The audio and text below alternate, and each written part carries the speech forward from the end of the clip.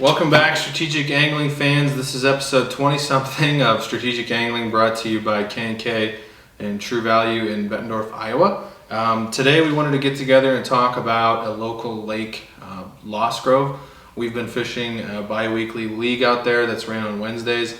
We put a little bit of time in and we want to share with you kind of what's going on at Lost Grove, current conditions, and then also some of the top 5 baits we're using right now out at Lost Grove. I am joined by Chuck Fiser, and he is going to kick us off with bait number 1 for Lost Grove right now.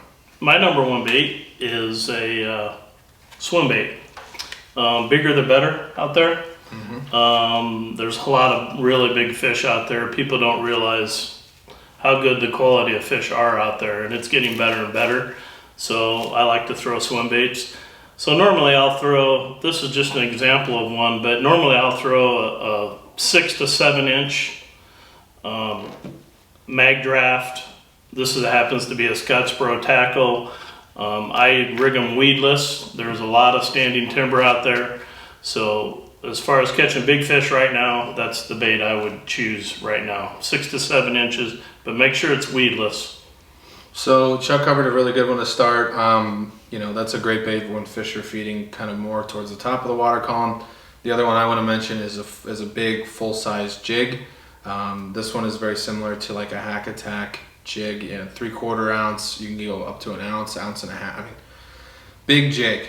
These fish are living in timber, and getting them down deep quickly is important. And I don't size down anything at Lost Grove. I don't trim a skirt.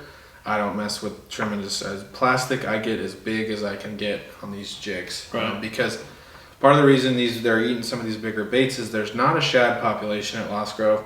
There's not a huge crawfish population at Lost Grove.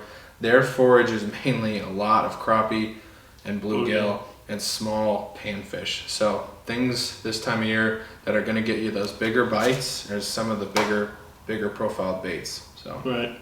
Well, what's your second? My second one, I'm going to stay on the top water because I like the top water bite, especially out there. I would use a frog.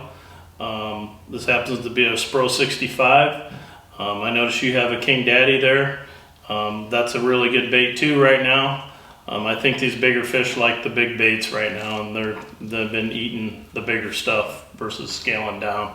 But any of the color frogs work really well. You can get the killer gill, black, white. You just kind of got to throw what you think you're feeling comfortable with and let the fish tell you which color is best that day. But a frog is a really good bait out there, grass or in the timber. So Chuck mentioned the King Daddy I have in my hand. This wasn't my second, but it's one of my 5. But my second is actually probably a glide bait. This is a 7-inch flavor. This is made by a specialized company out of Arkansas called KGB Swimbaits. If you're familiar with like the Lost Grove Facebook pages and things, you probably have seen these. They're an expensive resin bait with single joint, but you can fish these very slowly. They can be tuned to almost float. So, when you're in the timber, you don't have to make terribly long casts. You can keep them short and just keep them in the strike zone for a very long time. They almost work like a top water if you want them to move very slowly in the water. So this is a 7, and this is probably a smaller one compared to what some of the other guys are throwing out there. Shout out to Trevor Tucker. He was one of the first pioneers of Lost Grove, I guess, of throwing the huge baits, and now I think it's pretty common the last couple of years, people getting into them. So glide bait for me, if I think fish are feeding up, I'll throw maybe a glide bait. Yeah, the good thing about that bait doesn't go very deep, so you can get it back if you get it hooked on the timber. Right. Yeah, I fished this with braid. Honestly, I feel like if a fish is keying on a profile this big, they're probably not noticing what line I have on it. I don't want to lose $135 from bait. So that's my second choice. What's your third? My third, top water as well, is a Super Spook. I like the big one, the 3 treble hook. Bigger the hooks, the better. Same thing, working this on top of the standing timber or in the standing timber. Big fish like to come up and get it. It works really well. Stay with shad patterns, kind of a crappie, or you could try a bluegill pattern, but I like the Super Spook. My third one, changing gears a little bit. I actually have been sizing down and catching quite a few fish on a drop shot. This is a 702 Dobbins rod. This is actually the DX flavor. This is again probably way more rod than you need, but I really like being able to feel every little thing. So one thing I've been doing this year differently at Lost Grove with my drop shot setup is actually rigging these weedless. And I'm doing that with the Gamakatsu Straight Shank G Finesse series hook. Like the size 1 is perfect. But so that way we're weedless, and I've switched this year to tungsten drop shot weights. People get the impression that you have to go super light on everything with a drop shot, and that's just not true. I've been using 3/8 ounce, half-ounce drop shot weights because some of those brush piles are deep, and I have been getting bites with the drop shot that the jig has not been getting. Am I getting huge bites with these? No, but I've been catching plenty of 15, 16, 17 inch fish out there on a drop shot. So drop shot, my third favorite. For some reason, the cover this year had a little bit more weed growth to it, and getting it a little off the bottom was a way to kind of mitigate that. So, well, the good thing, the weeds are kind of dissipating a little bit, so it's making it a little bit easier to throw that bait. My fourth choice would be a jig as well, a big jig. This happens to be a 3/4 ounce, especially when they're feeding off the bottom. This happens to be a blue craw color, and I like to basically rig it with something green pumpkin. The big bite swimming craw is perfect for that. It's got a lot of action, but that's my fourth choice, big jig. Okay, my fourth choice probably would have been the big topwater frog. The nice thing about this Matt Daddy is it's not a Matt Daddy, King Daddy. Sorry, by Spro. There is another Matt Daddy frog out there, but King Daddy is what I've been using because of its size. It walks really nicely, so if you're wanting to stay weedless through the timber but still offer a big profile, I've been using this for that. And allegedly maybe some kids locally won last week with a big old frog. So it's still definitely playing. We're filming this on Tuesday, July, what day is today? The 7th, 6th? Whatever. So this is going up today. Current conditions, this is as a big frog in the trees. Don't be afraid. People think trees, they're deep, that the fish are going to be at the bottom. It's just not the case. Sometimes they are. Up, so. Sometimes they're. You can catch them on all water columns out there right now, which is really, you can kind of fish what you like to do. You can. It's a lot of fun. Totally. So what's your fifth and final? My fifth and final is if I'm throwing a plastic, I throw a Sweet Beaver 4.2. It's perfect size. It goes right down through the cover really easy. It doesn't get hung up. It's not a lot of action. So when they don't want a lot of action, that's the bait I go with. Usually rig it up with a 1/2 ounce to a 1 ounce weight out there. Sometimes you're fishing, 20, 25 feet deep. So you got to get the bait down there, and you need a lot of weight on there to get that bait down through the timber if they're down towards the bottom. Okay. So let me trade you there. This is this was the K color. Really bright orange. Not maybe my first choice for Lost Grove. I would go with these green pumpkin swimming craws. The main colors I'm using out there, I kind of keep it simple. Green pumpkin, black and blue. But a green pumpkin swimming craw imitates a lot of things.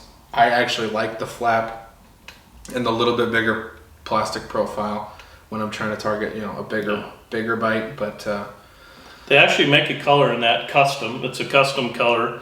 And it was pretty much, we got it for Lost Grove. It's green pumpkin, half light blue.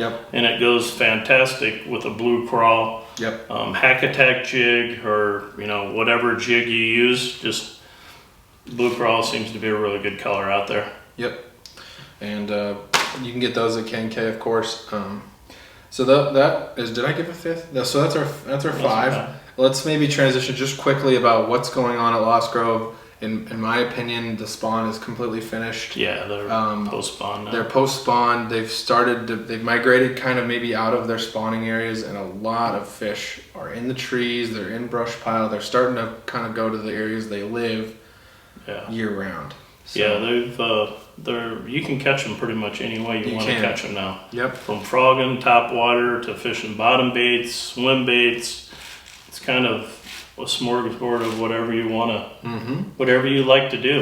And You I can don't. pretty much do it. Even drop shots. And Yep. it's actually a perfect lake to go out there if you're not familiar with throwing spinning rods and drop shots. It's a great lake because you get a lot of bites. Yeah. So it's fun. I was just thinking what would be a good finesse but still can power type fish, and drop shot was what came to mind, and it's paid off so far this year. Yeah. You know, one thing to mention about Lost Grove, and I don't want to discourage any of the bank guys because plenty of people catch, you know, bigger fish shallow from the bank, but a lot of these fish are kind of starting to get conditioned to the pressure of the bank and shallow. And with how hot the water is right now, very, very shallow, you know, you're going to want to be positioning and looking for bank spots where you think you're near deep water. The temperature difference as you go down the depths is changes massive. a lot. Yeah. You know, what water might be close to 90 degrees up top, it might only be what? Yeah, You know, 60s, 70s. if you get Down really deep, down deep, deep, deep, yeah. yeah. So that's definitely going on. You know, you just got to go out there and figure out what those fish are doing. The Lost Grove fish, for whatever reason, can be very weather dependent. It's just a conditions game out there. It's not like the river. And it changes a lot. This little cold front that came through, the water temp got down into the low 70s, and it was in the 80s. Yep. So it drops quick, you know, on the cold nights. But right now it's hot, so I think the hotter it is, the fish like big baits. They don't like to eat a lot, but they like to eat something big. If you're looking for a big bite, a big bait, it's definitely a good way to do it. I think out there especially. One thing we finish on, and one question I get frequently is, what rod are you guys using for these big jigs? You know, 3/4 ounce and above. And Chuck loves this rod, and he's going to tell us about it. I've even got a big jig rigged up on it. Yeah. What rod are we using out there primarily? You primarily use the 766. I use a 766. I use the 736. Yep. Same power rod, it's a couple inches shorter. I'm a short guy. I just feel like I can control it a little bit better, handle the rod better, especially fishing all day. Can be taxing. And I use a 736 on the edges of the trees. Mm-hmm. Because, like you're saying, much easier to control. Yeah. And it's preference. That's why they make in all different models and lengths. But primarily we use all Dobbins rods. Yep. Matt's currently carrying all the Champions, Furies out there, and he can special order any of the Champion Extremes or the new Ecstasy. But he carries just about every rod model that they have in the Champion and the Fury. And maybe one thing we're doing that might surprise people with these big jigs that we're fishing is we're doing it with pretty heavy braided line. Yeah, 50 to 65 pound. We're not using the fluorocarbon. You're not saying you couldn't, but one thing we're doing is the big braid, because we really got to get those fish out of those trees quickly. You don't really have a lot of time to play them before they wrap you up. Timber. And if you do go out and mess with this, you maybe want to condition yourself to potentially a little heartbreak fishing those trees with the jigs. I found that out Wednesday of last week, the tough way. I promised I wasn't going to keep talking about it, but I watched an awfully big fish swim off without my jig in its mouth. But and that happens out It there. happens. There's a lot of wood out there, so you gotta, when you get a bite, you gotta take advantage of it and get in the boat. Yep, and that goes back to making sure you have the right equipment and techniques. So hopefully you guys found this video useful. We're hopefully getting back to the full strength of JJ, Chuck, and I in the next couple of weeks. But for this one, you just got the two of us and our Lost Grove knowledge. And I'm not sure of our topic for next Tuesday, but this has been another episode of Strategic Angling presented by K&K True Value. And got anything to add, Chuck? Not really. Looking forward to getting back out on the river. Yeah, right on. We'll catch you guys in a week, and take care. Thanks.